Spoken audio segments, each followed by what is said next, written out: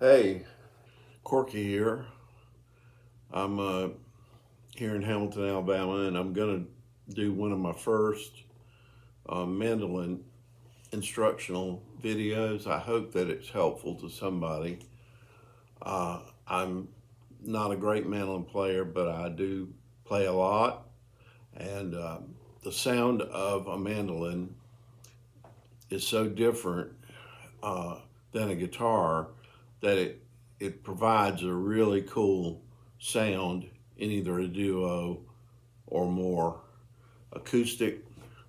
And this is also is an electric mandolin. This is a Washburn um, Jethro Burns model. Some of you may remember Jethro Burns as half of the team Homer and Jethro, which were a comic country uh, group back in the 50s and 60s.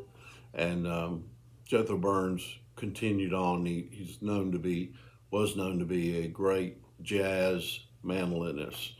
So I got to hear him with Chet Atkins in Atlanta. It was a real treat. Obviously on mandolin, the strings are all different, tuning's all different.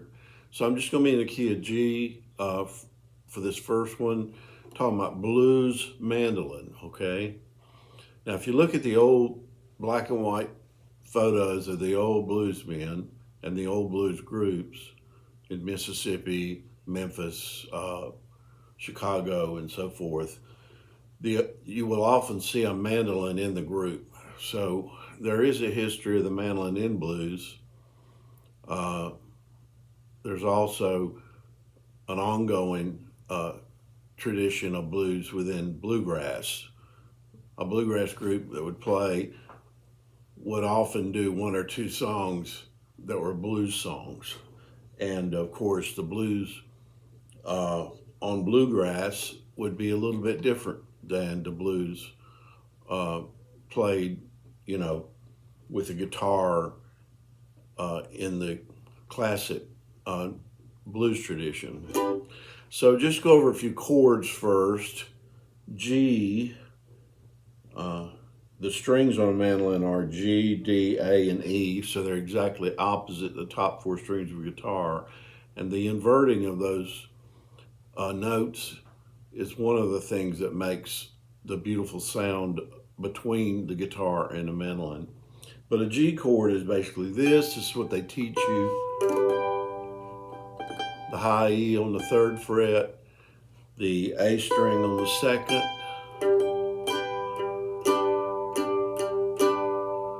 and then for our purposes, we want to go ahead and form that whole G, which adds a G note and that note there, and you want to try to play that darkest side of the mandolin when you're playing rhythm, and not so much that, unless you're playing like folk mandolin, which is,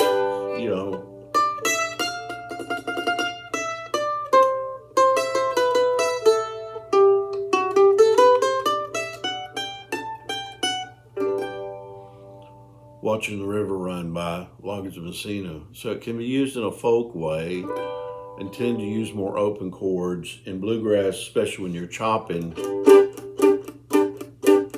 you're going to use that particular G. So I've changed the camera angle so that you could see it a little better. And then a C would be here in the open, and then the dark version like that. So, and then this being the C, which is third fret on the A string, second fret on the D string, and your third finger on this on this C note right there. Then you move it up 2 frets and you got your D. Obviously you can do the open D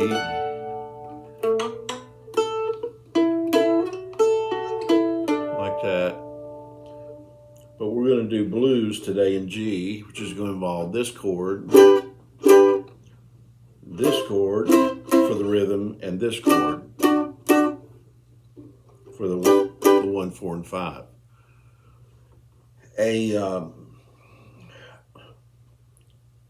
A shuffle pattern in G would go like this. The open.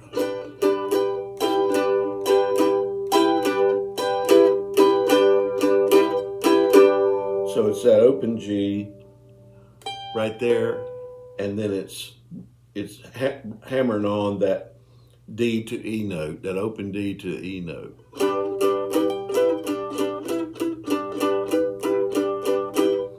And then you would move up to the C to do the other one like that.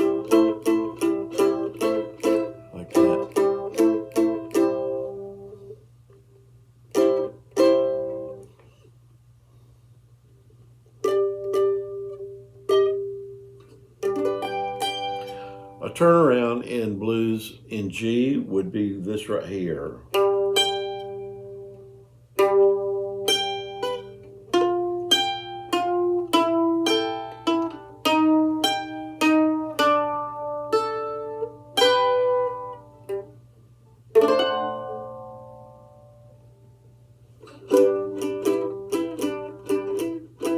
Blues shuffle pattern.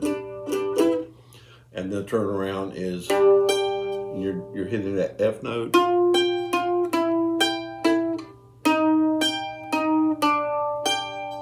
Like that would be my turnaround.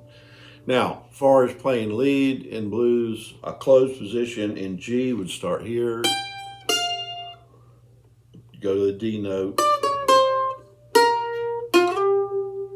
Okay.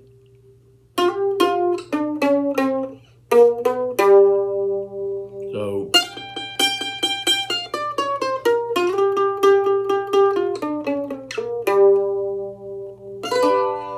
that's a G7. A double stop for that would be pressing the F note and the D.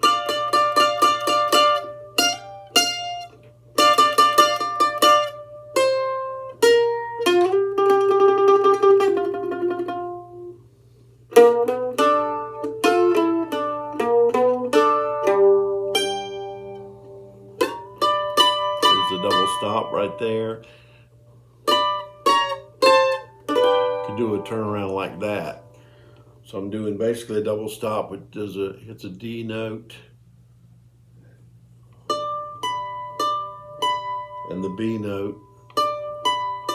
Then just drop that down 1 fret at a time.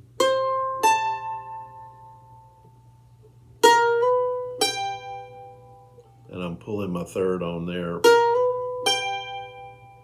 like that. So this is, some blues in G on the mandolin. I would tend to use sounds like that.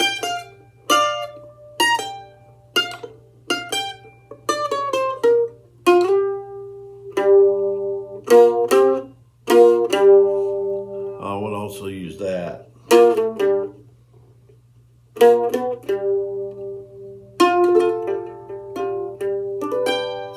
So that's just some ideas on blues mandolin in G.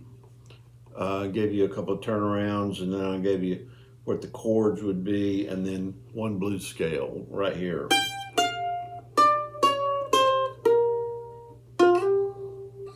All right, take care.